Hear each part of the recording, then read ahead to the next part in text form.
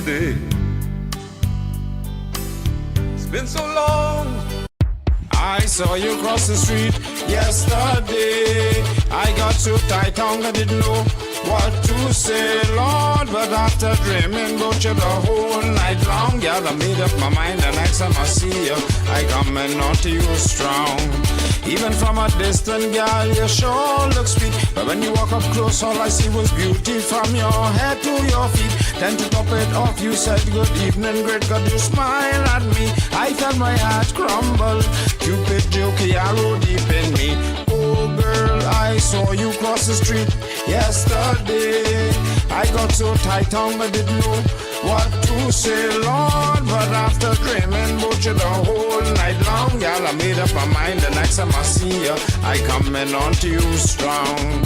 I asked one old man, pan, can you tell me her name? He looked at me as if I had gone crazy rather than lose my brain. He said it was the same girl who I played with when you did live down the lane. That's when I remember your face, but I could not place your name. Oh girl, I saw you cross the street yesterday. I got so tight tongue I didn't know what to say, Lord. But after dreaming about you the whole night long, girl, I made up my mind the next time I see you, I coming on to you strong. You know back then I didn't care much for you. Well, you wasn't sweet and juicy, oh Lord, not how you turn out to.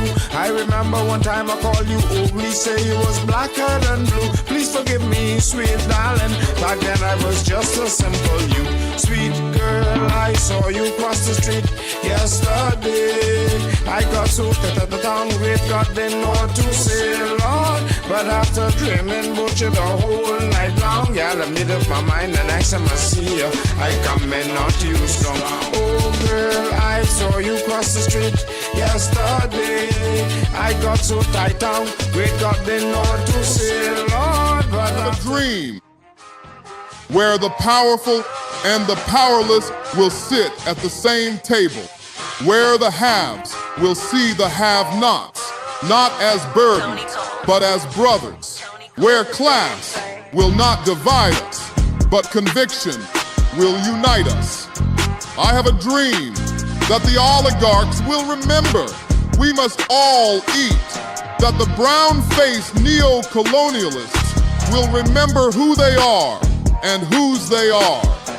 I have a dream that fraternities will build beyond internal architecture into a national bond, that the walls of design will give way to the bridges of brotherhood, not a fraternity of symbol, but a brotherhood of substance. I have a dream that we remain focused, that we stay in our conviction and remain fearless, that we double down, fortified, to return this Bahama land to the foundation.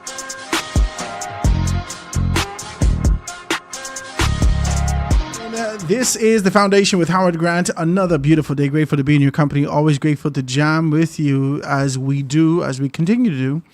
I'm grateful that you guys tuning into us. I hope that you're not washed away from the rain this weekend. Oh my God.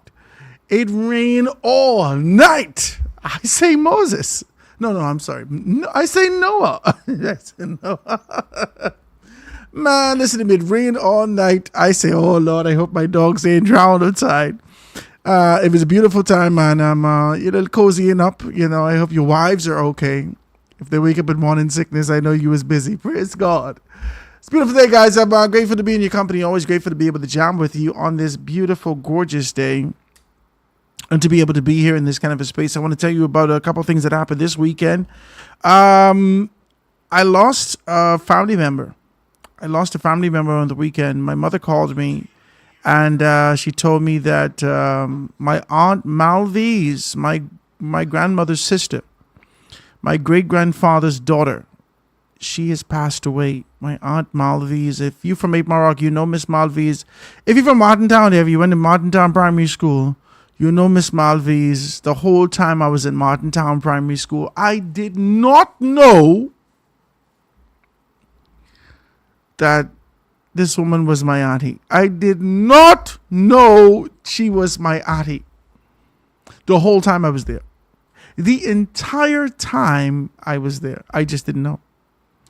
And not until later in my life, my grandmother, I guess this is with the retention of information, my grandmother would say, well, this is your auntie, baby. And I look at her and I said, but she looked like you a little bit, Gabby. She looked like you. She said, that's my sister's. That's my daddy's daughter. Right? So I had at Malvi's. Well, it was Grammy and Rachel and on Malvi's. And then Uncle Elliot passed away years and years ago. I never met Uncle Elliot. So my Aunt Malvi's was 96 years old. 96 years old. And I just pray that the Father continues to be able to bless. I've been calling my mother trying to be able to get you a picture so you can see her. But my mother wouldn't answer her phone for some reason. I don't know why. Mommy, answer. She listening. She watching. Mommy, answer your phone. Amen. So, guys, I hope that you're good. And I hope that you had a good weekend, man. There's a lot of things that's going down this weekend. A lot of conversations to have. A lot of things that's been kind of in the woodworks. And being able to talk about these things. You got the pic? You got the picture? I want to be able to say condolences just as I was trying to be able to get a haircut just now. Just ran out of the chair. Just ran here.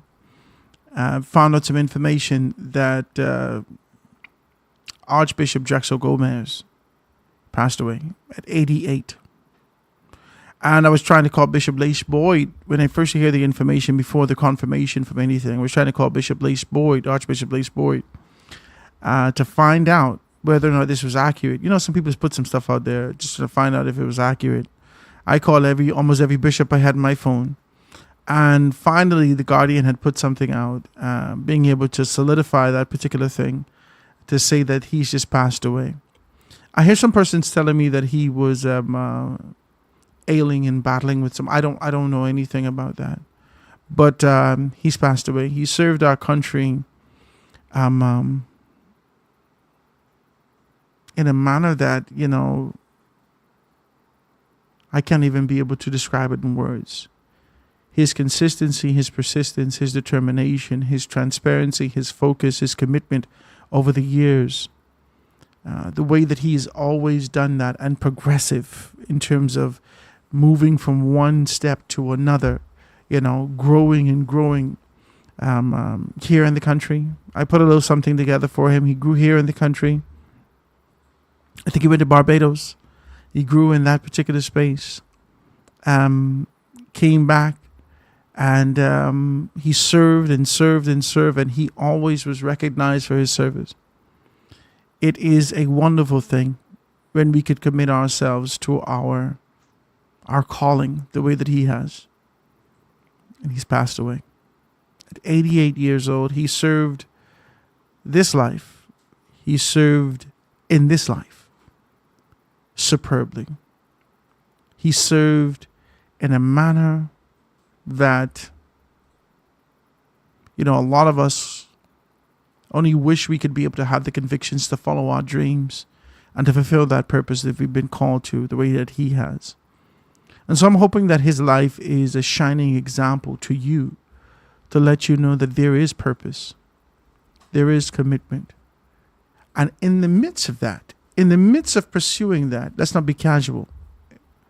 Let's not be flippant. Let's not be wayward, indecisive. Let's be determined. Let's be focused. Let's be professional. Let's pour our passion.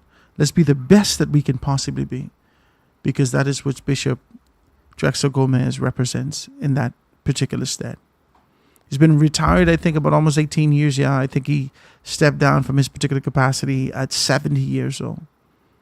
And so for the past 18 years, you would have heard him from one radio station to another, to an article, to possibly being able to see him stop by and being able to listen to him speak on this tenure and the years that he's had and the wisdom that he's been able to release in this particular space.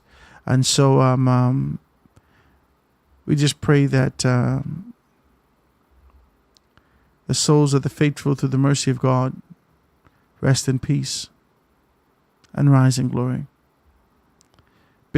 Archbishop Drexel Gomez, 88 years old, passed away. Guys, that is It's a wonderful thing, man. A lot of the things that's been actually been happening in the news today over the weekend, I know a lot of persons would have been able to, and I have some things to be able to say about this. You can take it down now. I have some things to be able to say about this. I saw with Belinda, and you know I got to talk about this. I saw with Belinda, right? I mean, I thought we had a good conversation.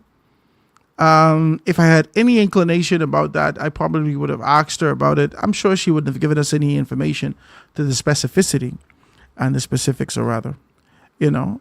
But she would have been able to at least allude. And I don't know whether or not the way that she punctuated our conversation, and remember, solidarity forever. The way that she said that, I felt like this is sort of an innuendo, like something going on here. I don't know, and I didn't know how to place it, but I said, oh, it's probably just, you know, her doing her thing. And I'm listening to her. Next day she shows up, bam, protesting outside the House of Parliament. In the midst of protesting outside the House of Parliament, I see the Prime Minister emerge out of the House of Assembly with Kingsley in one hand and Belinda in the other hand. And this kind of a posture that she's taken, you know, I bring the Prime Minister, you know, we can deal with this today. Prime Minister said that he had made this commitment from his heart, that this wasn't a foregone conclusion, that this wasn't a negotiation, that his commitment that he made was from his heart.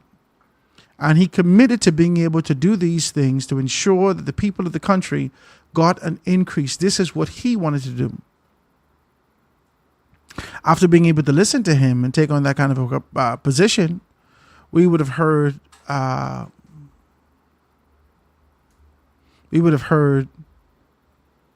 Minister of Economic Affairs come and sit with us and have a good conversation with us and start to talk to us about this fact that the Prime Minister this is absolutely correct. The Prime Minister made a determination to be able to pay. This is what he said now. He said the Prime Minister made a determination that he would pay. He said, now the issue is, and I just sent in this to my producer so you can be able to see some stuff, right? He said, now the issue is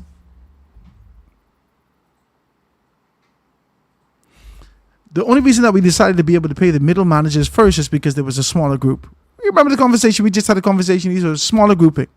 For us to be able to do the proper calculation between 3 and 8%, we had to identify the proper process of the evaluation to see who's getting promoted, who's not getting promoted, and then give them their increase, the 3 to 8% accordingly. And that's the absolute only reason. He said, we were working on this from August. We identified September to be able to release the information, and we indicated that before Christmas, you would have your money. This is what he said. This is what he said. Okay? I was rolling with him. I said, well, this makes sense, right? There's a smaller number. You got to be able to do proper calculation. You don't mix up nobody money because you would rather them be disappointed in the valuation, but it's actually correct as opposed to being able to be incorrect. Then we got to go back to accounts to deal with all these things. I accept what he said. What he said made sense to me. Next day we see Belinda on the steps. And this thing where the Prime Minister stated, no. And this thing where the Prime Minister stated that he give it from the goodness of his heart as foolishness. Woo! Belinda. You know, I got a call. I told you this. If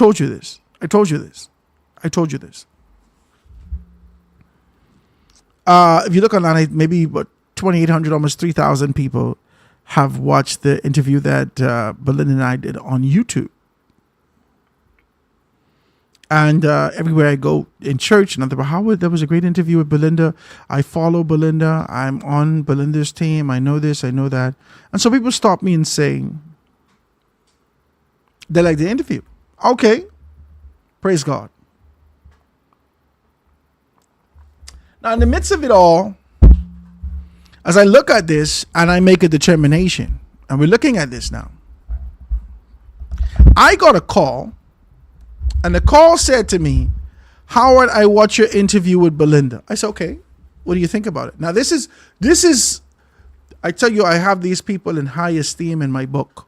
There's some people who I can accept your pleasantries, I can accept your niceties, I can accept all these particular things from you. But there's some people that who I hold in high regard. And I'd like them to be able to give me the proper evaluation. And sometimes it's constructive. Sometimes it is pleasant. Sometimes not so much. They know how to craft it. And it reaches me in accordance to what I need to be able to hear. So they call me and they say, Howard, I just watched your interview with Belinda. So I said, okay. Howard, someone has to do something with Belinda.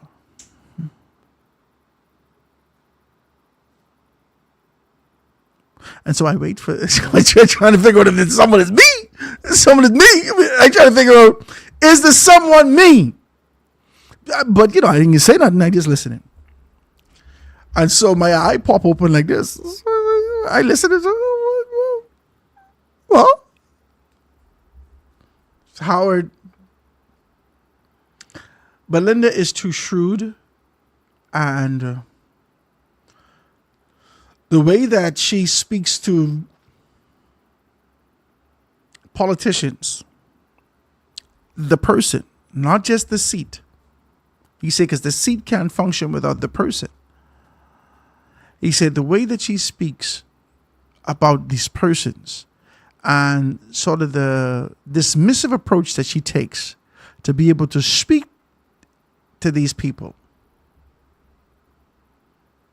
He said that someone has to do something about it. I said, well, I've been doing this over the past 10 years. And I met Belinda like this. There's no expectation for me to be able to take on this kind of a position to tell her what she should and should not do. He said, no, I don't mean you. I said, so what are you saying in the interview? Do you think that... He said, no, Howard, you did very good. I said, because I kept trying to be able to frame it in such a manner that I can pull her over. I said, but her response is hers, right? He said, no, you did a good job, right? He said, but Belinda's language, as it relates to being able to speak with a level of condescension and this dismissive approach from her capacity and position as the president, needs to stop. Right? I think Belinda started to take on this kind of position that if the prime minister would stop flying all over the place, or I think all of us have accepted the fact that this is who she is. I think all of us know that when we see Belinda, when we see Daryl Miller, God bless his soul, when we see Potcake Leslie Miller, when we see Rodney Monker, God bless his soul, there are some characters socially that we expect them to be a little bit of little crash, little coarse in their dialogue. Almost like when you see Bishop. We don't even laugh at Bishop no more.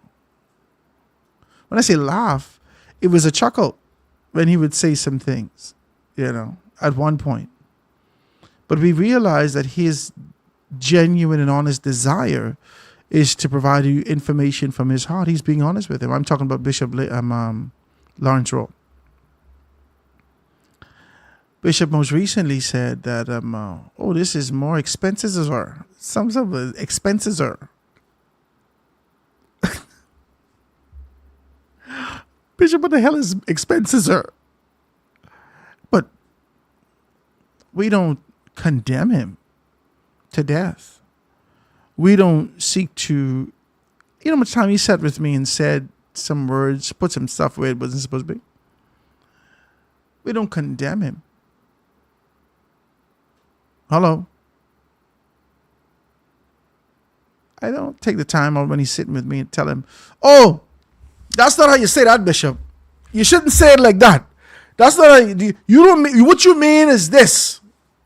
Maybe the first couple times. Maybe the first time and the second time I thought about it. And then the third time I was like, you know what, I think he's making sense. I understand it. Let's leave him alone. Let's leave him alone. That's Belinda. That is some people in this society that we've identified, and we said, just leave these people alone. And so we just leave them alone. And doing that, we recognize that I guess we can get more out of them than trying to be able to correct them. Am I sitting in front of a train and tell a train what to do and what not to do? I become the target at that particular point. I can't do that. It'll derail everything that we intend to be able to pull out of her, in my view, because some persons, and she's tell you right off the top, I'm 62 years old. Some persons are content with their delivery. She says she knows who she is and whose she is.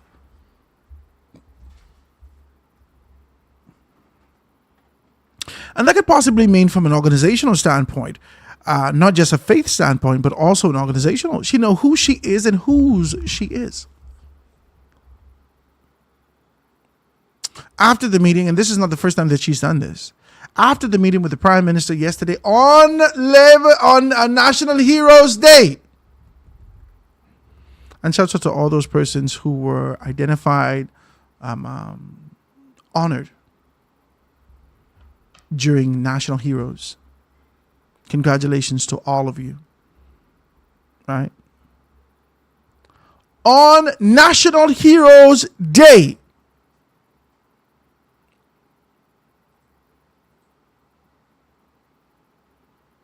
we off today. We are not working today. Except Belinda and Kimsley. They went into the office of the Prime Minister with expectations, and they laid it out what the expectations should be.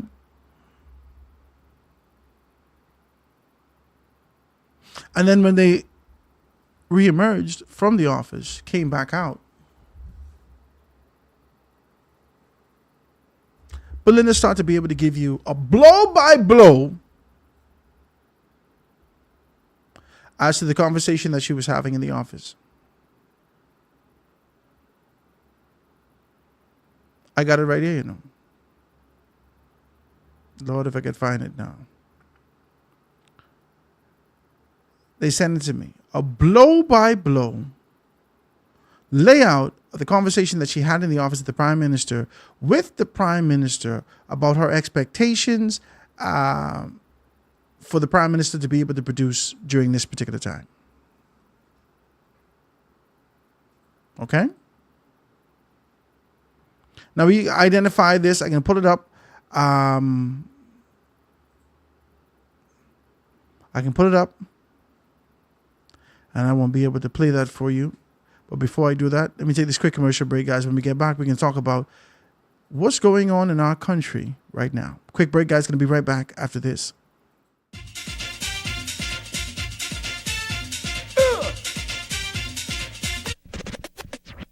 1, 2, 3, 4, there's knocking at the door.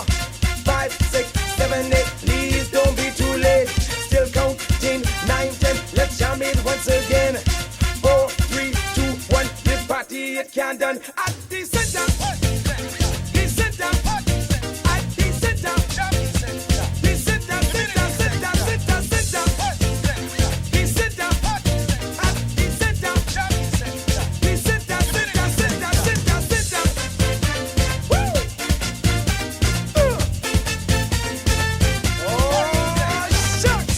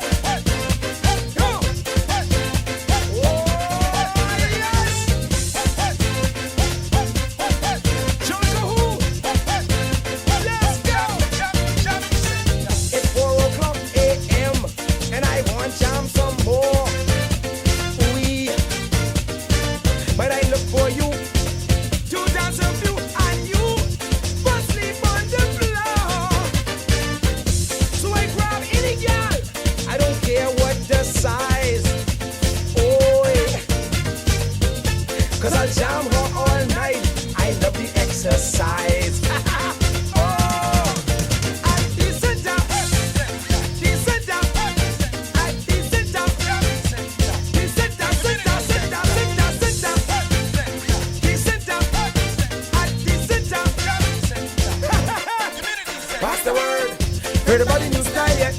The beat will make you jump and sweat. 10 cents, 5 cents set. Think about the dollars been spent. Heard about the new style yet. Come and place your bet. This kind of rhythm comes once in a while. Rock neck rhythm with a different kind of style. Just stop, toss it, then flash me a smile. Kiss that road and I want a whole mile. Heard about the new style yet. The beat will make you jump and sweat. Give me the mic, I'll rock it all bet. Collect long dollars in jet. You heard about the new style yet. I may never pay my debt.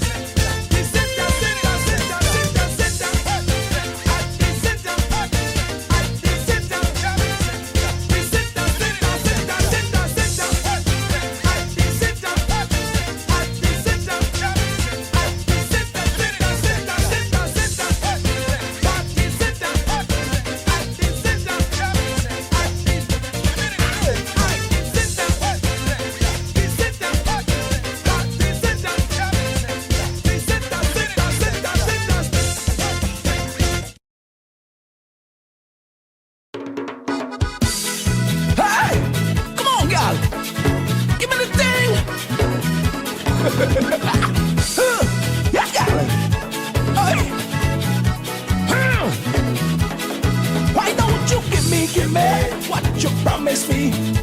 Cause I've been waiting where you tell me be. Why don't you give me what you promised me? Got some playing around and give me. See, I done wash your dishes and all your brother clothes. Pick cassava out your yard, I even feed your goat. I even scrub them.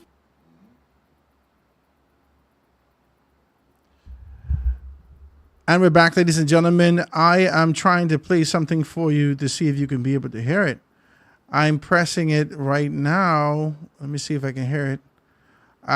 Just a little something from Belinda. This is what would have happened after the meeting with the Prime Minister. Let's listen in. Today, Monday, October the 13th, 2025, National Heroes Day. Belinda Wilson and Kimsley Ferguson and executives and members of both the Bahamas Union of Teachers and the Bahamas Public Service Union met with Prime Minister Philip Davis to discuss a number of matters pertaining to the public service. First on our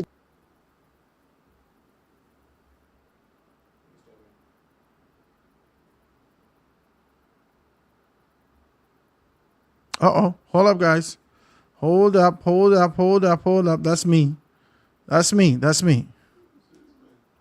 Yeah, I playing with this phone at the same time I'm supposed to be working. No, yeah, hold up on here. Right here.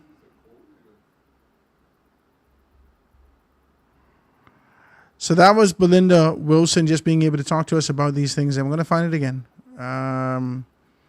My producer told me I'm getting old. I can't remember these things. agenda was the salary review report, which we received.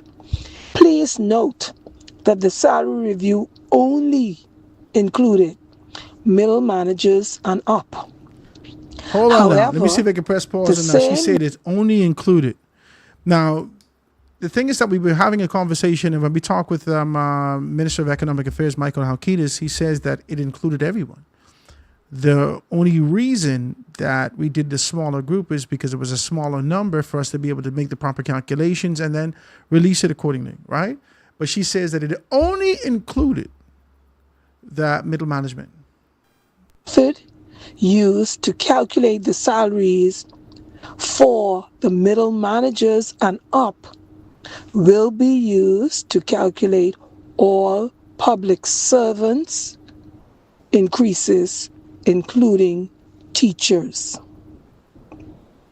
We requested that all public servants, inclusive of teachers, be paid retroactive to September 2024, just like the middle managers and up.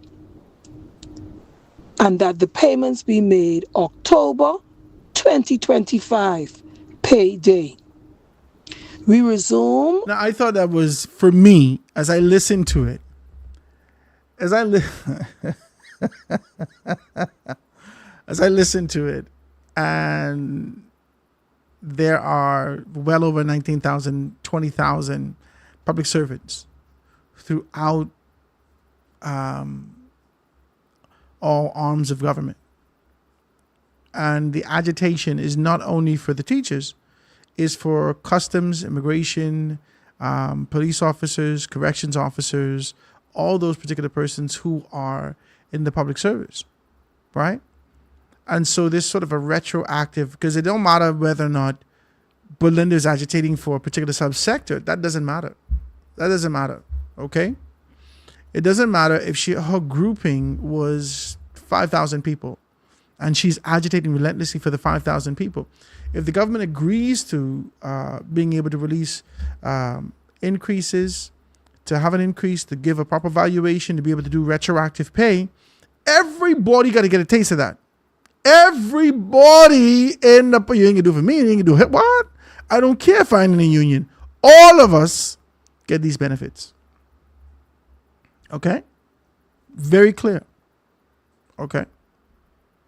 And so the position that she would have taken to indicate that she wanted everyone to get paid October 28th, 7th, something like that. And today is, but the 15th or so, what today is? The 15th? The 14th. So she wants between 10 to 12 days. Not even a good 2 weeks. For this calculation to be done. We talked about what this calculation is, right? When she was walking into the meeting, she indicated that we needed to figure out how did they stipulate who getting 3%, who getting 4%, who getting 5%, who getting 8%.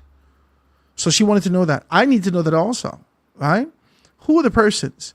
But the government is now in the process of being able to identify and do the ACRs, right, for the public service. And so there has been, based upon what the information I received, there has been information that has been sent up to the ministry for consideration of promotion for X amount of people. Now, I understand that immigration has sent a good number, and I think they're still pending and waiting on a particular number to come from customs. Now, this is the information that I've received, okay? After speaking with Michael Halkitis, in his capacity as Minister of Economic Affairs, we have a very clear understanding of what's going on now. So we know that you have to do a proper valuation. We know that you have to do proper calculation, because he says if it was $1,500, we can give everybody $1,500 one time, Howard. Bam, that's no problem. Bam.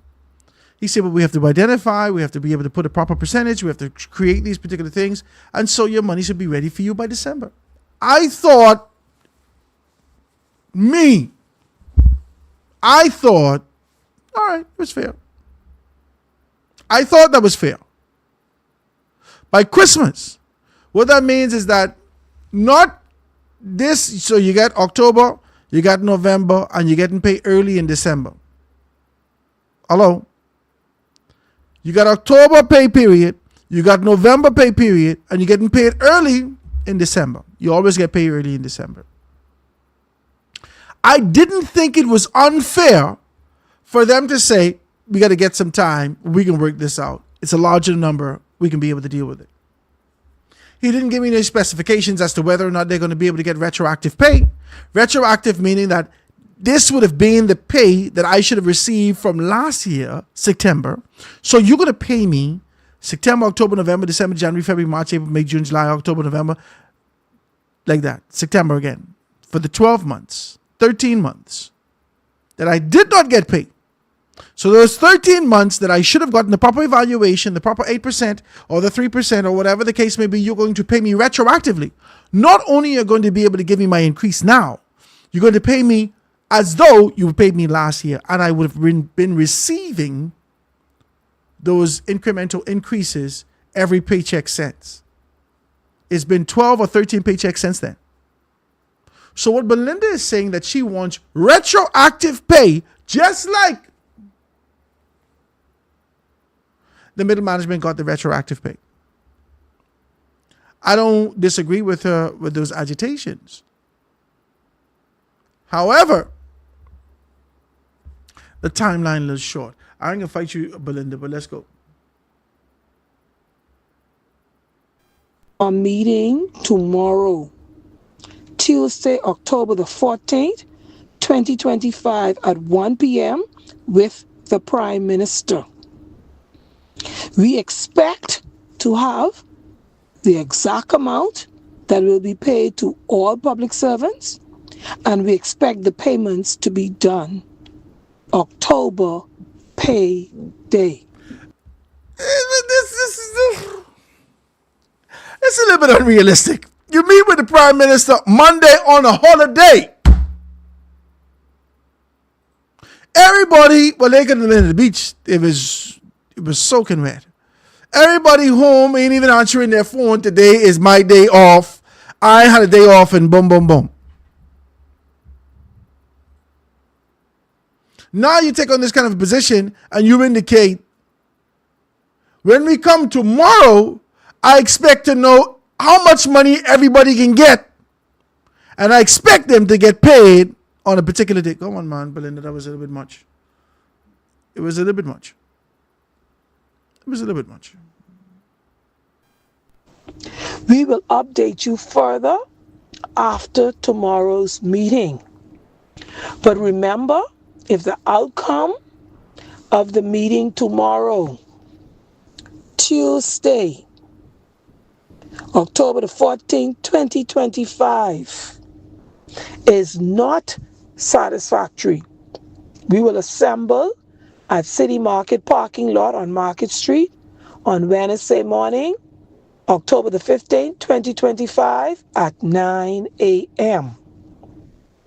Also, we'll be asking all public servants in Grand Bahama to assemble in front of the office of the Prime Minister in Freeport, Grand Bahama.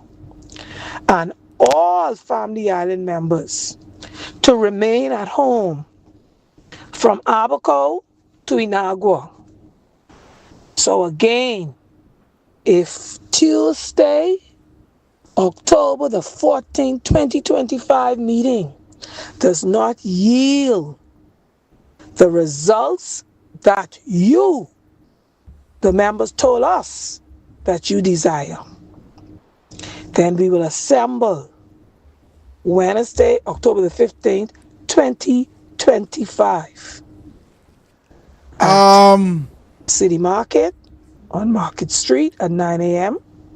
at the office of the Prime Minister in Freeport, Grand Bahama, and all Family Islands from Abaco to Inagua will be asked to remain at home. If we have to give the green light for the industrial action on Wednesday, October the 15th, 2025. So stay tuned. This is Belinda Wilson, President of the Bahamas Union of Teachers and the Bahamas National Alliance Trade Union Congress. Belinda Wilson and Kimsey Ferguson moving together. Solidarity forever. All right, so that's Belinda. She tell us that she's ready to be able to pull a John Legend to get the green light, to do what she has to do to be able to make some things happen, to be able to move forward and identify what she has to. All right. The Prime Minister had a meeting with her. He had committed to a meeting in the meeting with her tomorrow after she came out and said these particular things. Prime Minister released a statement from the Office of the Prime Minister. You can be able to check it out, opm.com, opm.gov.bs, opm.gov.bs. And this is from the Office of the Prime Minister of the Bahamas. It says, earlier today, I met with the leadership of the Bahamas Union of Teachers and other union representatives to continue our discussion on matters concerning public officers. He says, I entered that meeting in good faith and with a clear purpose to work together for the benefit of the Bahamian people. Following that meeting, the president of the Bahamas Union of Teachers made a public statement threatening, this is what it says, threatening a national strike and requesting a further meeting tomorrow at 1 p.m. after careful consideration.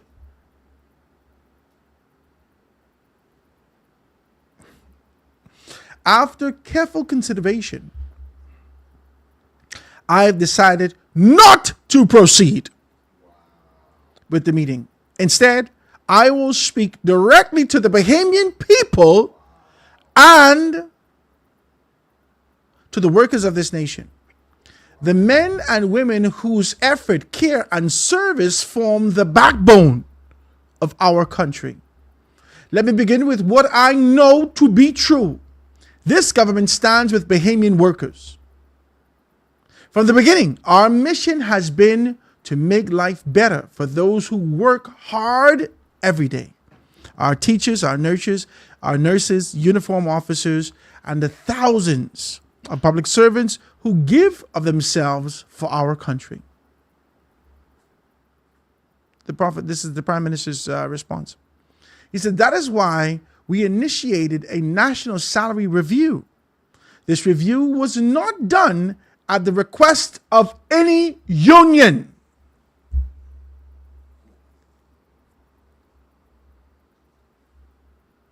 Okay, so the Prime Minister said he did it from the goodness of his heart. Michael Alcides has indicated that this is what the Prime Minister has done because it was not on the table. Belinda has indicated that this was one of the recommendations that were given to them. And I don't know whether or not the Prime Minister has to take the recommendation. But, after she would have submitted it and you would have done it, I guess it could be viewed in the light that, I tell him to do that. Or I recommended that he would do that. Prime Minister comes on and says that it was done because of my government's belief. Because my government believes, Bahamian workers deserve better. He goes on and says, we wanted to look carefully and independently of how salaries across the public service can be made fairer and more reflective of the value of the work you do. And then he goes on and says, I can now confirm that we will make that review public.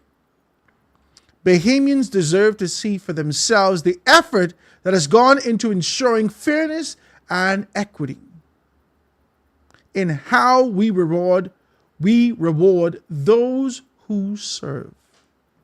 This administration he's talking about. If the question is one of payment, let me say again, every public servant will be paid before Christmas. The Prime Minister doubled down on the thing. You will be paid before Christmas. Now, that could mean that they set up a particular thing. That could mean that if you're, let's say hypothetically, that because they got 2.5 pay periods before Christmas. Okay? They got October pay period, November pay period, and they got December, which is not a full month. Okay? You get paid, I think, within the end of the first week, the second week or so of December, if I'm correct, my memory serves me well. So he says if you're going to get paid before Christmas, that doesn't necessarily mean on that last pay period before Christmas comes. It could mean that. He's not specified. He said, but every public servant will be paid before Christmas.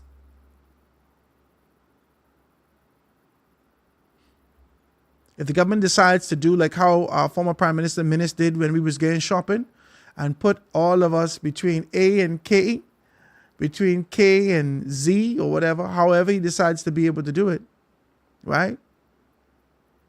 If he decides to be able to break it up so it wouldn't be that much work on the handful of workers that are in the account division within the government sector, then they can be able to do that.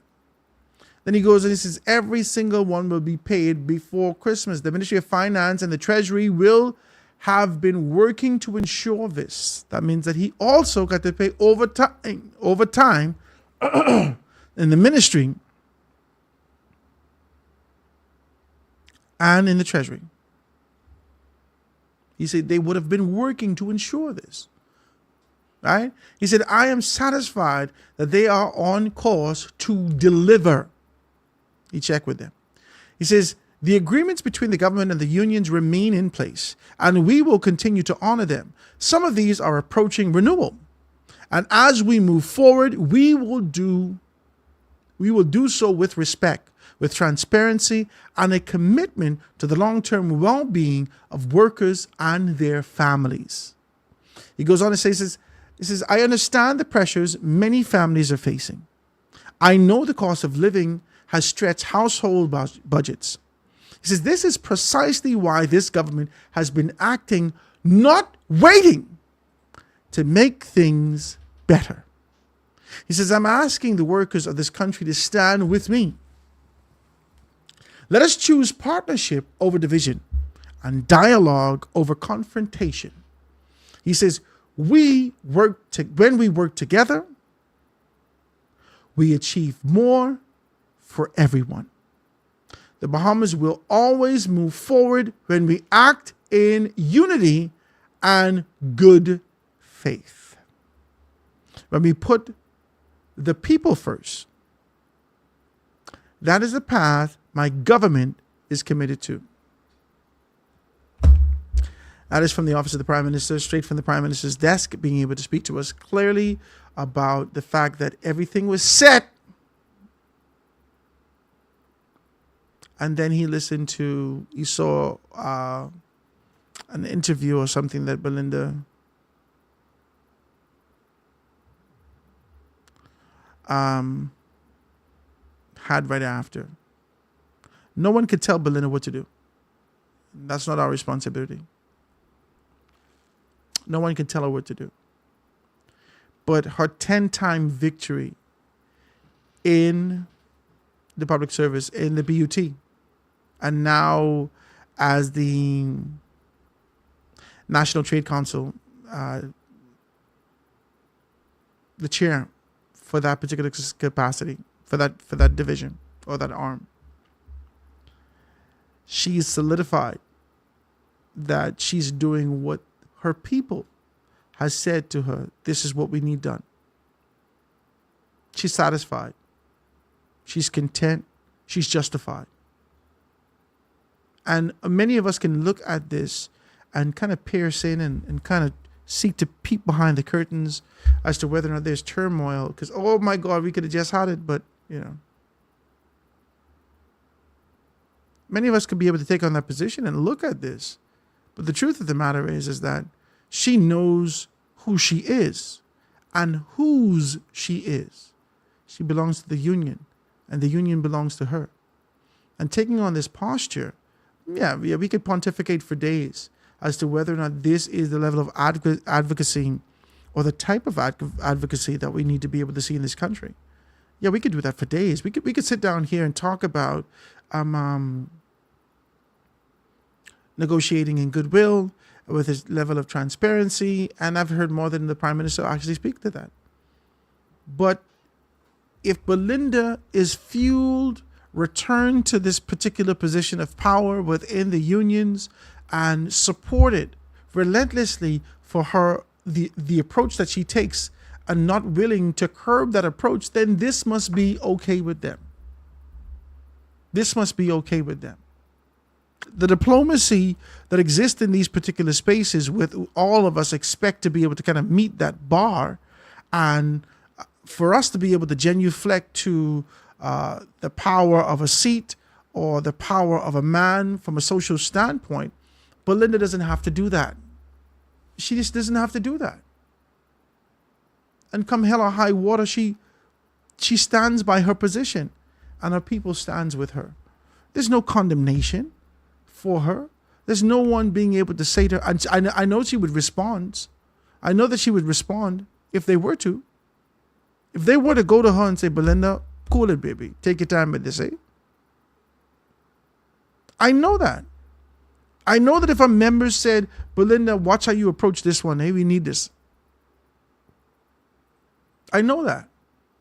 Then she would be able to curb her language and to ensure that, because she's carrying her people on her shoulders as she walks into these particular places.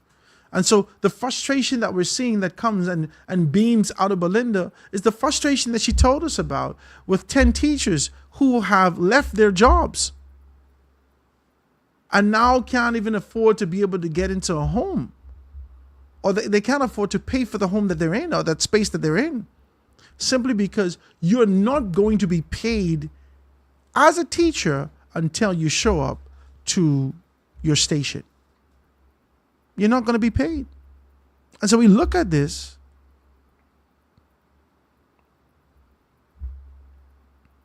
and we realize her frustration.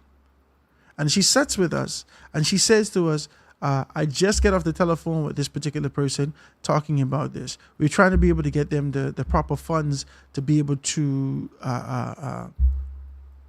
balance this hefty move that they had to move from one island to another. And they're only getting $700, or they're only getting $3,000. And the apartment itself, first, last, and security cost $3,000. So that she's carrying the weight of her membership. And I believe her, because the majority of teachers in this country are women. I believe her. And she's placed herself in the capacity of a leader in this country. And so women will come to you with their issues. They're not afraid to do that. Historically, women will come to you with their issues because they're coming to you for resolve. And Belinda's put herself in the position and the capacity of a leader. And so they're coming to bring her these issues. And she's taking it on as a woman. Some men wouldn't do it. Some men wouldn't do it. I looked at the union. I listened to her to say from Wilson, from, I think it was Wallace to, I can't remember the first union in the early days that she told us about. I think she said it was from Wallace to Wilson. Was it Wallace or Williams? I can't remember. For the women that served in this particular capacity, this is not an easy task. For women to depend upon you, you know how women are. You know how women are. You know the expectations that they have. You know that, especially if they're single mothers, y'all don't have this conversation. Y'all don't want to talk like this. There are many teachers in this country right now are single mothers. And they need help. And they have the integrity of being able to believe that they could stand on their own, and they're doing that. But they also know that there's support there. And Belinda has presented herself in that particular capacity to be accessible, to be approachable. And so a lot of the times, and this is how I view it, a lot of the times that we see Belinda and she takes on this posture, that's not her. That's not for her. That is for those 5, 10, 15, 20 people that call her today. That's for the 150 people that call her this week. That's for the 2,000 people that she spoke to for the month. To let them know that I don't take this position as a joke. Listen, I am not making any excuses for Belinda. That's not what this is. I understand diplomacy. I understand how to curb my words and be able to approach with the proverbial honey as opposed to being able to approach with the vinegar. I understand that. But I also know that I don't have an army behind me. I know that. I don't have the level of support behind me, not just yet, with 2,000, 3,000, 4,000, 5,000 people, 15,000 people. And so my approach may be stern, but it will be tempered. I know where I stand. I know. Of course I know who I am and whose I am. But that's Jesus Christ.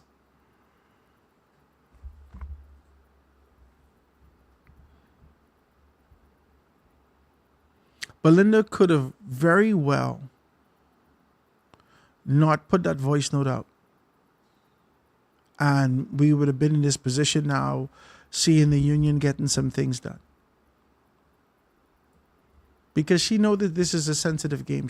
I don't think that she's concerned about it. This politics that she's playing, even though she's not necessarily immersed in the culture entirely. She's a part of the BUT. All of this is politics. And we live in a space of perception. And it will not be perceived by the wider audience that Belinda Wilson tell the Prime Minister what to do. And he better damn do the thing, yeah? Kind of a posture. And the Prime Minister said, yes, yes, yes, yes, yes, ma'am. Essentially, this approach, this rattling of the cage, this sort of grabbing you by the lapels and shaking you, this approach can be viewed as terrorism. And no governments in the free world negotiate with terrorists.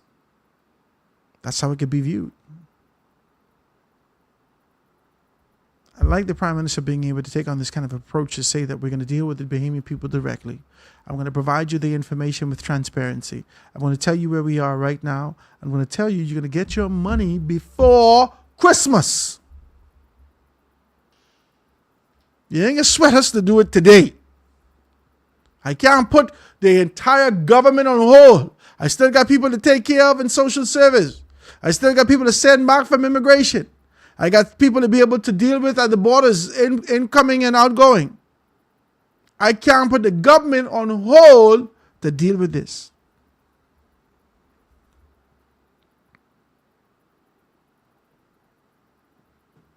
Let's talk about these things, guys. Let me get back. I want to dive into the papers for today to be able to identify a few things that is in there and talk worthy. Quick break, guys. Going to be right back after this.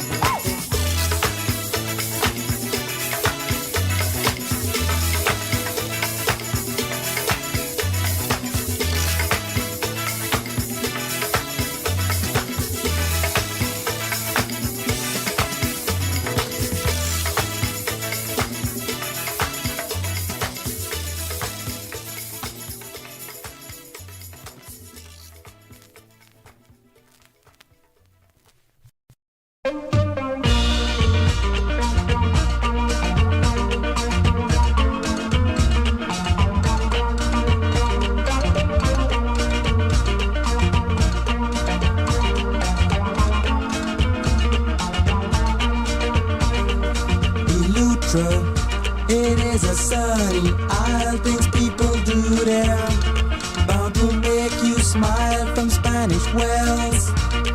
Straight down to Cape, see Preacher Cave is right up on each gate. Oh, lighty die, oh, lighty die. Now Ezra, he was the island king, that little man. He do most anything, he collect the mail. From off the mail, I understand. He even keep the jail. Oh, lighty die, oh, lighty die. Well, Zelia, she was the island queen. Oh, that gal, she eat most anything. She eat the garbage from off the road or water throat. And that Zelia was a goat. Oh, lighty die, oh, lighty die. And we're back, ladies and gentlemen. This is the Foundation with Howard Grant, just being able to chop these things down and just being able to talk about these things. I see some comments in here. And the comment says that Belinda should have waited till a meeting today when they come up with them threats. Belinda should have waited for a meeting today when they come up with the checks. They act with emotions too quick. She had the PM in her court. All right. And it says that hold on. But there is mixed too much politics fight for the people without talking like a upcoming politician. I hate to see these politicians use these union leaders for their political tactics. I think it is do more harm than good for the workers. Because most of these union leaders' next job is to be looking to get into politics, using the workers for their agendas.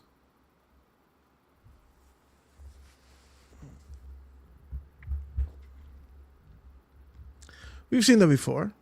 We're not foreign to this. We would have heard on this last dispensation after O.B. Ferguson would have taken on his kind of position to be able to look for and agitate and really present himself based upon, in retrospect, we understand this in retrospect, that he presented himself to all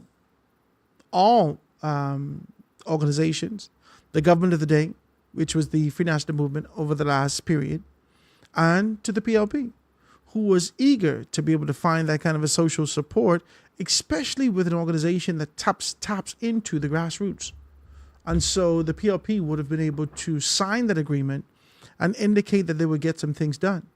We hadn't heard from Obie Ferguson in a couple of years, and I guess as it dwindled down, Obie Ferguson started to be able to agitate maybe about a year and a half or so, about what this administration has not done, which is a peculiar thing because I couldn't take him seriously. This is just Howard Grant.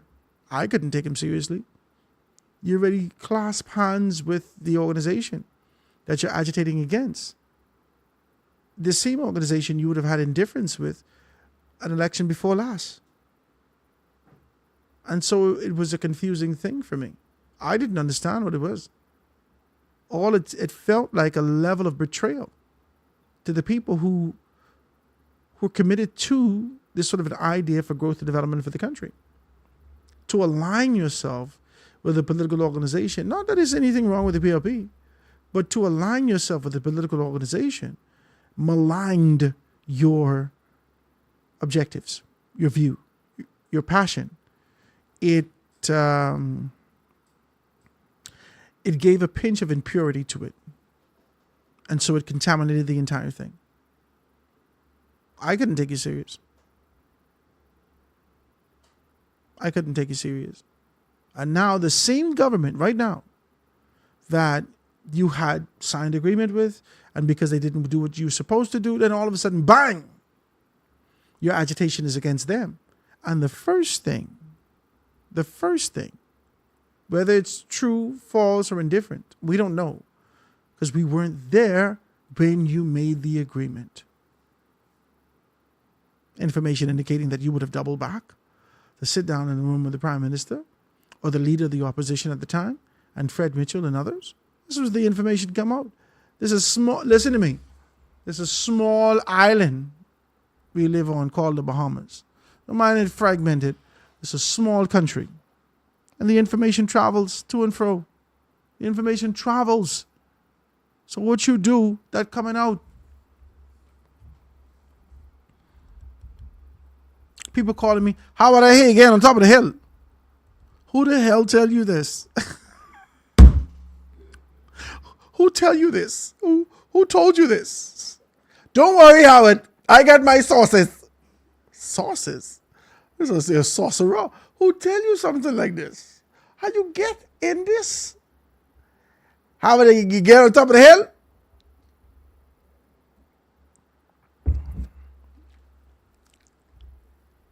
Just relax, okay? Relax. In due time and due season, it'll all be revealed. Amen? I can't even get away, amen. Jesus. But I say that to say, make you to understand that this is a very small country that we live in. Very small country that we live in.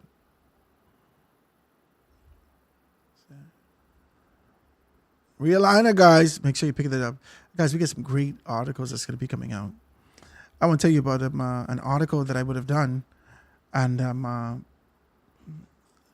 put the one with the hair cap and the gum coming out of them.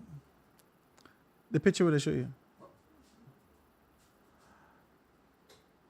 We get an article coming out called The Death of Customer Service. The death of customers. Oh, I'm sorry. The death of courtesy. The Death of Courtesy is an article that I put together in the Realigner that's going to be coming out. And so you can be able to see this. You find it? Yeah, the one division? Yeah, the one with the thing, with the young lady. So I put this article together and, no, not this one. The one with the young lady.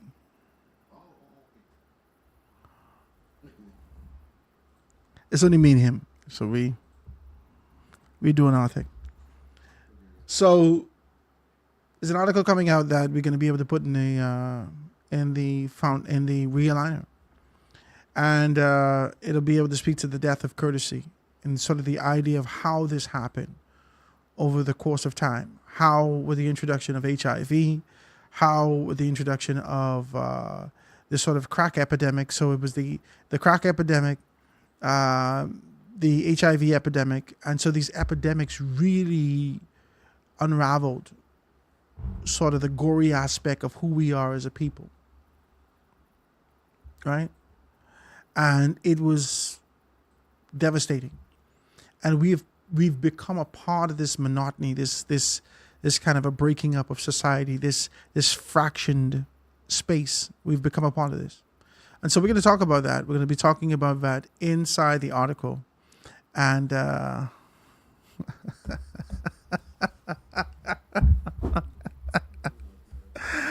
had to laugh at this.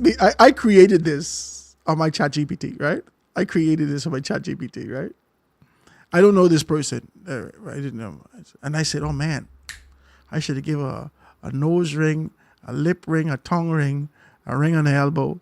I should have done, right? Yeah, because I just wanted to kind of exaggerate and exasperate this sort of an idea of how persons present themselves in customer service and how this care and concern for community has been far apart. My wife read the article and my daughter read the article that I did. I say, what do you think about this, right? I sent it to them. They look at it. They say, Daddy, you're really passionate about customer service. This was an excellent article. So they like it, and I'm hoping that you would like it also. In the paper also, we're going to be talking about, we got Chris Davis who's going to be able to do an article with us on Bahamian Chronicles. So he'll be able to talk to the history aspect of these particular things. So I'll have him come on every so often to be able to talk about the history aspect of these things, right? We have Pastor Mario Moxie, who's going to be doing the Point of Faith, right? So we don't have a religious corner. We call it Point of Faith, right? So the Point of Faith, Pastor Mario Moxie is going to be talking about that. It's an excellent article. He actually did a piece to talk about faith in medicine. That's the piece, faith in medicine. He talked about some struggles and challenges that he has in recognizing these things and how doctors are an extension of God. The miracles work through not only the doctor, but through medicine and understanding the importance of these particular things for Breast Cancer Awareness Month. So we're going to be able to have that in the paper.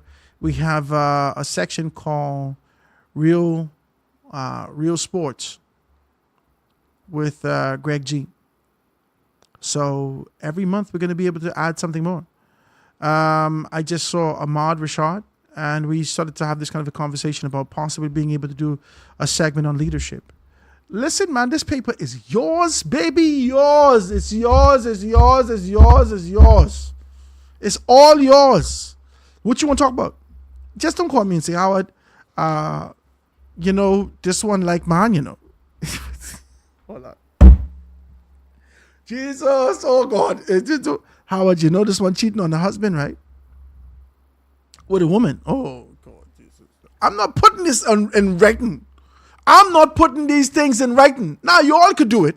And you could read it, and you could ingest it, and you could consume it, and you could digest it, and you could defecate it. It's up to you. But I will not be responsible for putting those words down. And when I stand before my maker, he said, why would you use your time, your talent to do stupidness? Where's the edification? Where's the growth? Where's the development? Where is the inspiration? How did you pour into people's lives to make it better? Why would you do this? And the only thing I can say, well, Jesus, the gift has come without repentance. And this what you use your gift for, to be an idiot? Listen, I can't knock you guys if this is what you do. If this is what you love. So much people tell me, oh, Howard, I missed the punch. Okay. Howard, I missed the this and I missed the that. Okay. That's just not for me. Who like it, man? Who gay? Who child on coke? Like Chelsea, remember Chelsea now? All this ain't my business. And I will not make it my business. I will not seek to enrich myself from the tribulation of society, from the highlighting of tribulation in our society. That's just not who I am. Who fall down, who had a miscarriage, who had a problem, who had birth defects, come on, man, I can't do this, man. Come on, man, I can pray for you. I pray to God that he blesses you, that he shows you the lesson even in your tribulation. I promise you, man. I promise you. I pray that you find your way out of this and you know that there's a lesson for growth and development and preparation for the purpose that he's called you to. I promise you, I don't have the time for it. I don't know why Bahamian people has invested so much into this salacious aspect, this salacious arm of our society, and forget that we need inspiration. You forget it, man. And that's why your children don't go to church, because you've only shown them that there is a dark side to every man. And so even as they sit in church, they're waiting for the dark side to appear. And as soon as the pastor show you some human element, you say, oh, Jesus, I knew it. I knew it. I knew he was whatever.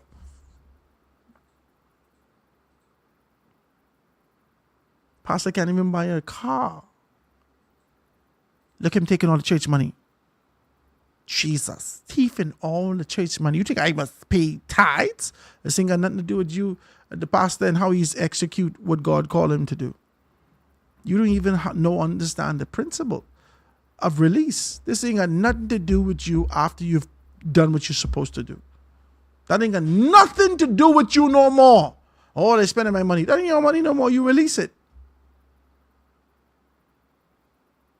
The blessings got to come to you. Got to come to you. But you put yourself in these kind of positions, man. You don't. Come on, man. You got to do better than this. We got to do better than this. Pick up the newspaper, guys. The newspaper is going to be on stands either this Friday. Well, we should get it on Thursday. We're going to get it on Thursday. Once the weather permits and everything is coming from the States. And we should have it here on Thursday. I just got a call to indicate that it's here. Well, it's in the warehouse in the States, and that we should have it on Thursday. Okay? You still have an opportunity, guys. Christmas time is coming up, and I want you to know that. Christmas time is coming up, and I want your information in the papers.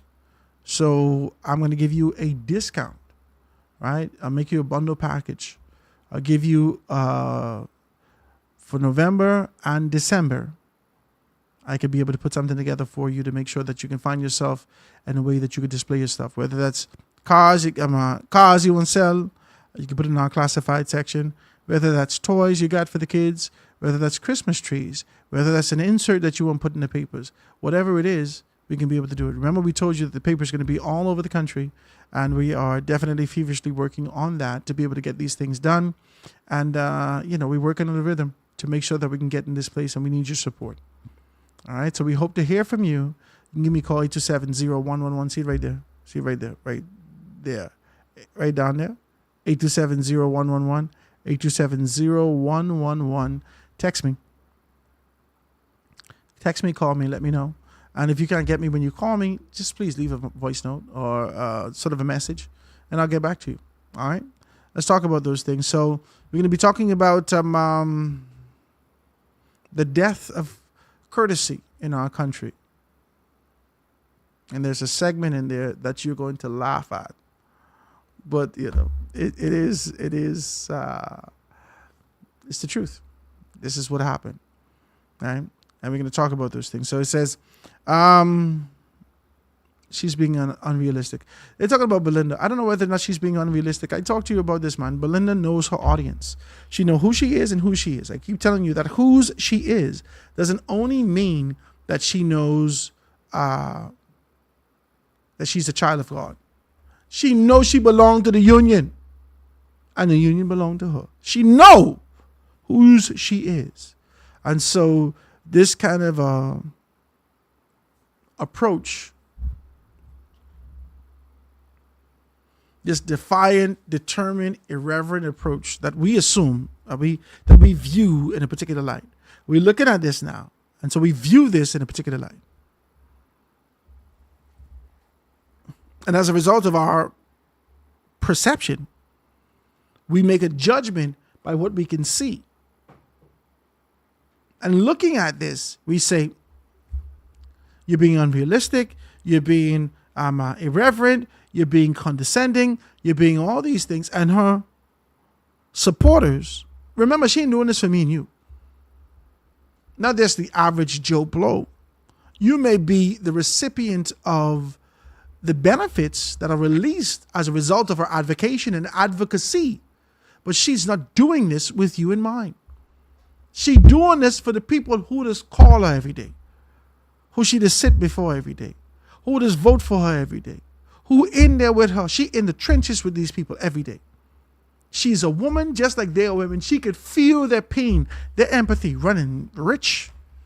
The estrogen in here is a lot. And so she knows their pain. And so she responds with the burden of their tribulation. I'm making no excuse for her, Prime Minister. I'm not. I'm not making no excuses for her. I'm not making no excuses for anyone. But she carries that pain. I know she does. Science could tell us that. Her fruits could tell us that. The examples that she's released with us over the course of time can tell us that. And so I continue to be able to pray for her and pray for those particular members and make those things happen. Says, Howard, I don't blame you. Let's keep the gutter stuff out and empower people. That's what I into. Now, there's room for the gutter stuff. And I don't want to call it gutter stuff. There's room for the other stuff. There's room, man. If you only want to talk about business, there's room for that. If you want to talk about culture, there's room for that. If you want to talk about travel, there's room for that. If you want to talk about immigration, there's room for that. If this is the only thing that you want to talk about, you could create a space and people can be able to ingest that information. There's room for that. There's room for that. Once you're passionate, you're consistent with your delivery, and you could be able to create a platform that people could ingest your information easy. There's room for that.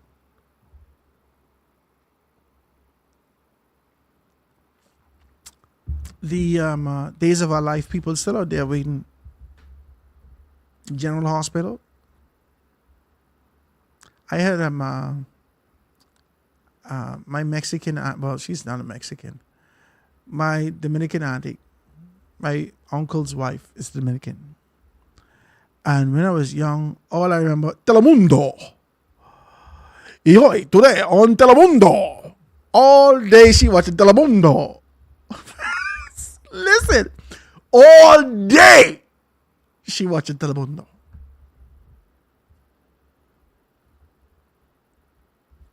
There's a space for that. There's a space for this, man. People love these stuff. And it's okay.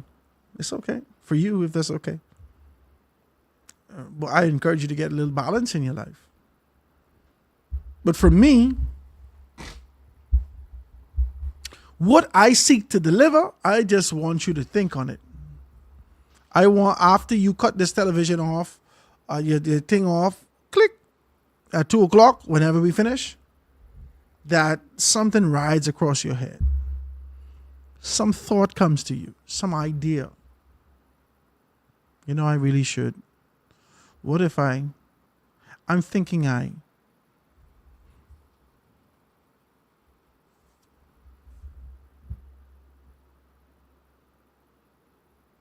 That's what I want. I want to make an impact on your life. I want to be able to deal with subject matters that actually matter to the growth and development of the country. I have no desire to be able to perpetuate a concept, an idea of what exists now. I don't want to talk about now. I don't want to talk about now. I want to be able to contrast now to a future that we envision. I want to be able to look at now, look at our past, and envision a brighter future. I do that through everything. That's why you see me taking on a hard position with the FNM. That's why you see me having to encourage the PLP, because I think that they're charting a nice course right now. Having to encourage the PLP because historically their record is marred in a sense. It's just socially marred, not necessarily by application, by social perception. I'm not saying that what they would have done is the allegations that's levied against them is correct. I'm saying to you that looking at this and identifying these particular things, we could be able to make a determination and recognize that when persons are on a particular course, you got to encourage them. The PLP has never presented themselves perfect. They have been viewed as imperfect, irreverent, and corrupt for a very long time. And I often tell you that no one in their former capacity in various ministries or in their marketing, their promotion, their PR aspect has been able to deal with that. And I'm not saying that this administration is doing that, but we can see bit by bit, piece by piece, a desire to shove, to push, to encourage convictions, integrity, to be able to re-enter the organization. I have to encourage them for that. You can fight me for it, but I have to encourage them for that. You can fight me for it. Oh, Howard, it's a damn PLP. Calm down. Calm down. I'm not a PLP, nor am I a FNM. Calm down. I'm not a COI. I'm a former DNA.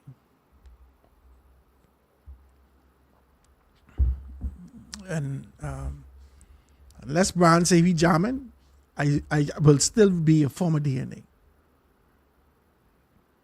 You know what I mean? I'm a former DNA. Unless Brownville McCartney and Dr. Minnis say they want to do something, then I will still be a former DNA. I see what Rudy them trying to do. I'm not going to fight them. Keep keeping on. Do what you got to do. But I don't want you to tether me and tie me to any political organization, any of the big twos. Yeah. The Twin Towers, political Twin Towers in our country. Don't tether me and tie me to them. I am not a part of any of those. I can say to you which organization I believe is willing to be able to be open for growth and development, PLP. And I could say to you which organization who has traveled afar off from the convictions of a freedom fighter that, and this is all my observation and perception. This is my view. The organization that has traveled afar off from the freedom fighting days and the days of conviction that should stand with strength is the Free National Movement. But I should be able to assess what I believe for each organization. I keep putting them to work because I remember them. I gave an analogy this morning just talking with Ahmad. He was getting a haircut just the same time I was there. I remember when we were young, we had some friends. We knew the integrity of this friend. We knew the convictions of this friend. I had a friend who's dead now. He died. He got knocked down when we were 14 years old, 30 years ago. Mother sick. Kelly been dead for 30 years. I thought about that day before yesterday. I had a friend. And at 14 years old, his father wasn't in his life. And I had nothing but man around me. My daddy, my uncles, my granddaddy, everyone. All my uncles, everyone. And I tell you, we live on this big property. He lived on our property, one of my uncle's property behind it, right?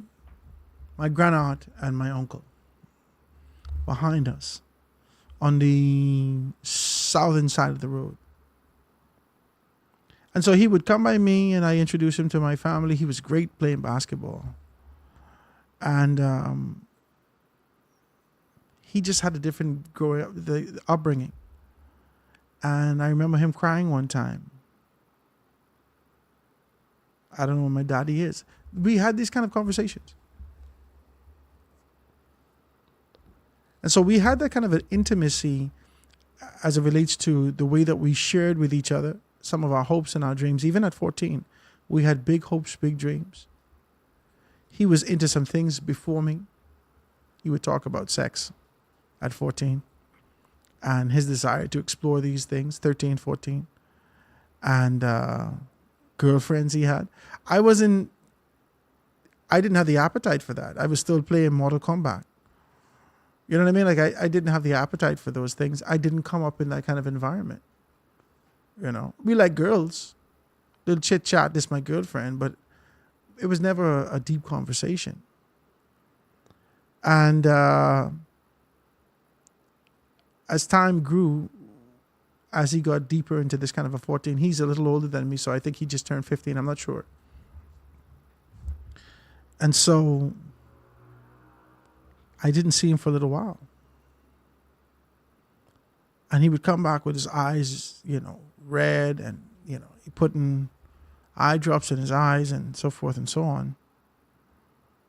And I asked him, I said, Kelly, you smoking? He says, no, I ain't smoking. Lying to me. I said, Kelly, you smoking dope. I said, look at your hand, black, your mouth getting black, and so forth and so on.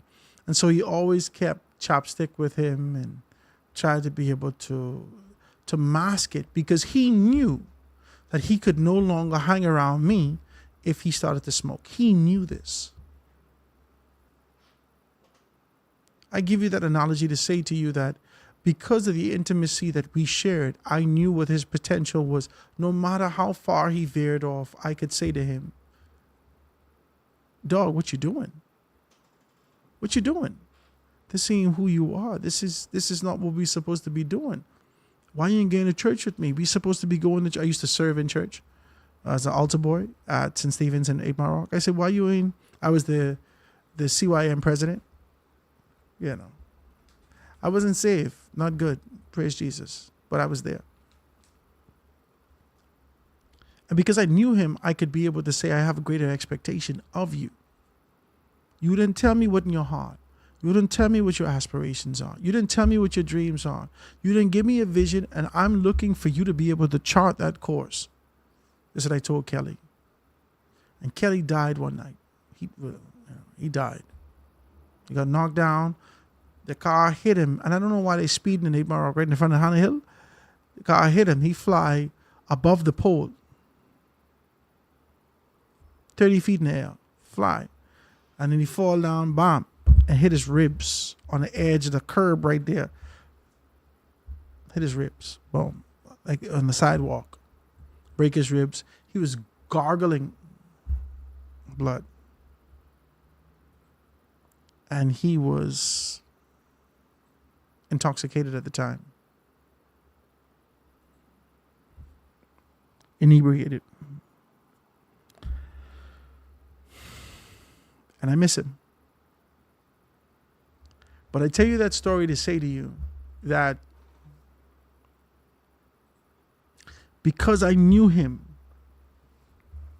and because I knew who he was, I have a greater expectation of him. And I always put the F in him in that category. Because what you meant to me and what I knew of you and the vision that you espoused when I was young, I have an expectation of you. And when you don't perform there, I have to be able to say something that you're pairing off, that you're moving away from the convictions that you have. And sometimes relationships are severed because one person is stubborn to the belief that we don't have to change our convictions to be able to present ourselves to a wider audience. We can carry ourselves with what we believe. And I'm not seeing that in the Free National Movement. And so people will ask me, well, why you don't say nothing but the PLP? If I'm going to be honest with you, I never had no expectations of the PLP because I was never taught about the PLP. I only taught that there was teeth in hogs. Hello? That's what was coming out of 8 Mile Rock. That's what's coming out of people who I knew, who knew anything about politics. Oh, the PLP's damn thieves. You gotta watch out for them. Jesus Christ, this thief. Oh, you gotta watch out for these fellas corrupt. Oh, there's the voice. That's what's drilled in my head. I didn't have no understanding of their politics until I grew old and I started to study them. And then I said, this is an excellent organization over the years. I took my time. I started to do research. I tell you, my favorite prime ministers come out of the PLP. I love Perry Christie's articulation, his poise, and I love Brave Davis's tenacity, his defiance against the cultures that exist in this particular space, the norm. I like it. And I contrast it and I look at it, the FNM and the PLP, and I keep trying to figure out why didn't they give me a better view for me to make a better decision for me? They gave me the FNM. And so I feel like even ridiculing them and being able to provide constructive criticism is deflection, is me being able to detach and separate myself, because I was never taught that. I hope I just give you all a little bit of insight to my psyche, my thinking. And you have a greater appreciation rather for how I break these things down. Becoming a man in this society, you had to be able to figure out something. This kind of macho, brute kind of a concept, an idea, or you could be able to be poised and make a decision that you want to be able to contribute. I wanted to contribute. No matter how much they fire me, I still won't contribute. No matter how much they say they don't want me, I still won't contribute. Because this kind of a burning desire that exists in me, it's not syphilis. I kid with you. This burning desire that exists with me, I just have to be able to find my way in a position that I can be able to support my country. I ain't gonna be here forever.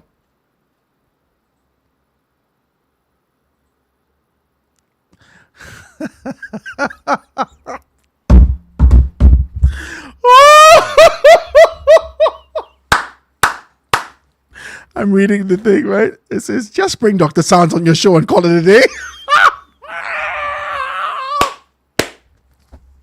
Just bring Dr. Sands on your show and call it a day.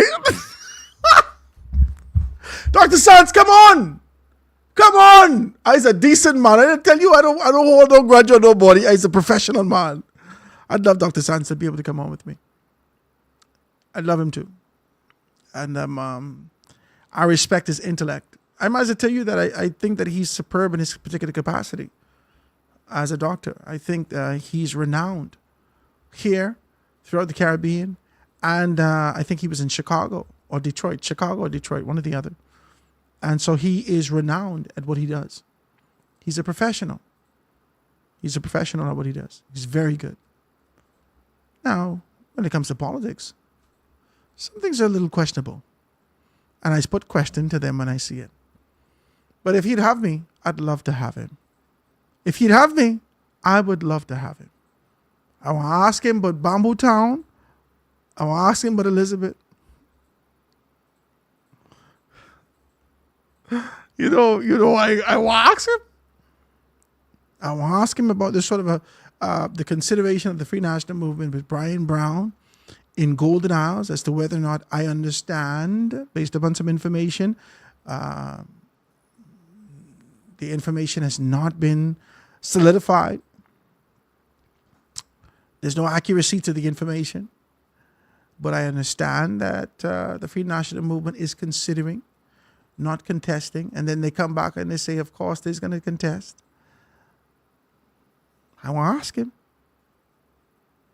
ask him.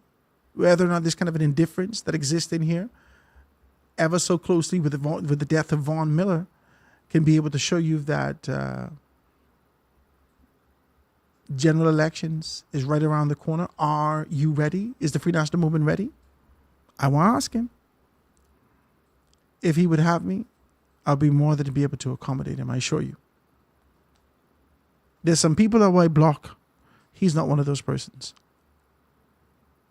There's some people who I don't want to hear from because they're asses. I just want to be. Can I say that? Is it okay?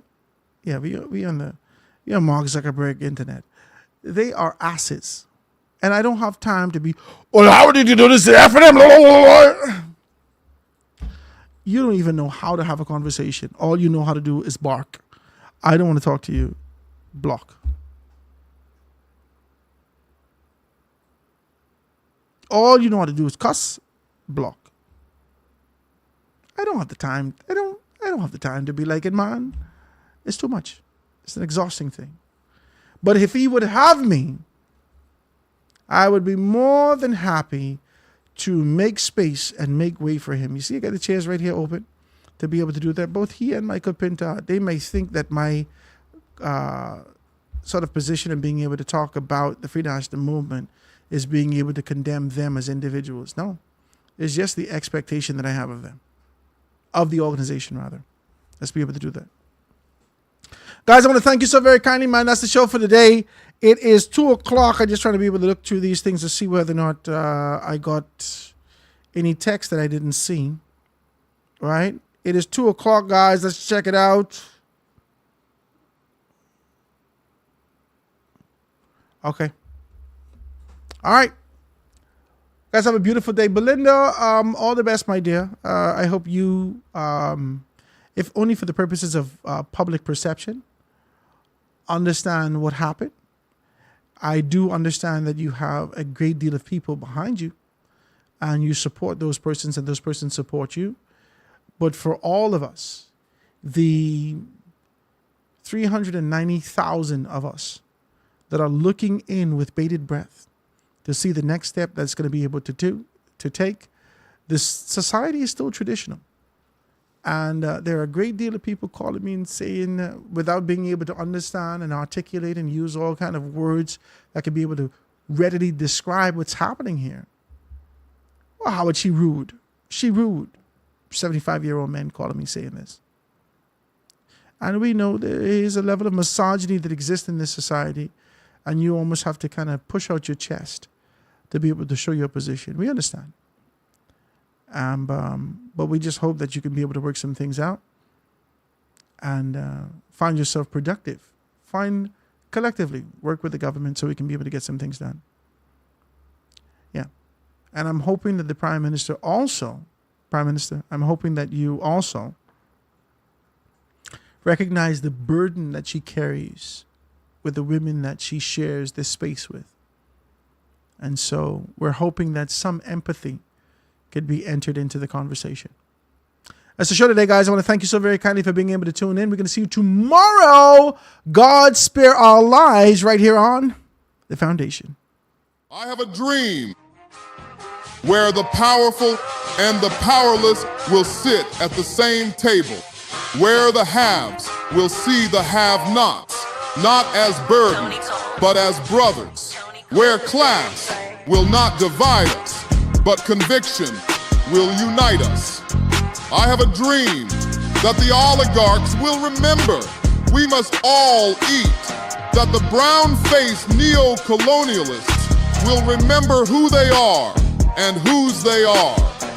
I have a dream that fraternities will build beyond internal architecture into a national bond, that the walls of design will give way to the bridges of brotherhood, not a fraternity of symbol, but a brotherhood of substance. I have a dream that we remain focused, that we stay in our conviction and remain fearless, that we double down, fortified, to return this Bahama land to the foundation.